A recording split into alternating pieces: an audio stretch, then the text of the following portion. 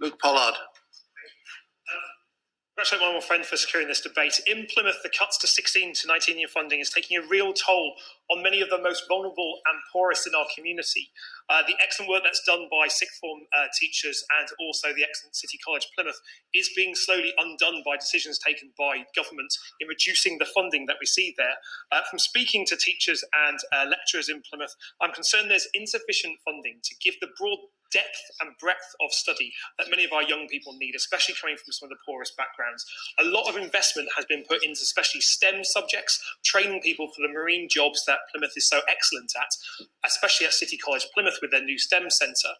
But the overall cuts to 16 to 19-year-old fundings means that the broad range of subjects across the city is being reduced. My general starting point as a son of a teacher is that I want the government to interfere less and fund education better.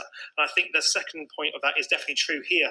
Plymouth has a diverse tapestry of education from every single type of school, from nursery to 19 free schools to private education to FE colleges through to academies. All of them, either privately or publicly, have shared concerns about what the impact of education funding cuts are doing to the life chances, especially of those people from our poorest backgrounds, for whom the curtailing of the breadth of study is reducing their life opportunities.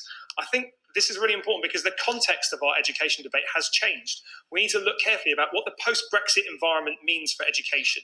And what I'd like to see the Minister respond in her remarks is not only looking at the validity of all the cases that have been put by honourable members here, but how we make true the rhetoric that I hear from ministers about Britain being a place of education and aspiration and skills in the future. Because if the government continues to cut 16 to 19 funding, we're going to be producing less homegrown talent. We're going to be having harder problems in attracting international students to study 16 to 19, which is something that City College Plymouth does at the moment. And we're not going to be able to fulfil the potential that I hear ministers so positively talk about the skills environment after Brexit. So can I urge the Minister to not only look at funding schools properly and FE colleges properly, but also look at the pay rates for the public sector, especially in education. There is an awful lot of excellent people that are going above and beyond at the moment, especially in Plymouth and the first-hand experience, in terms of doing unpaid hours, working extra to support our young people, especially where funding has been cut around special educational needs and expanding horizons. So can I ask the Minister to look at how Brexit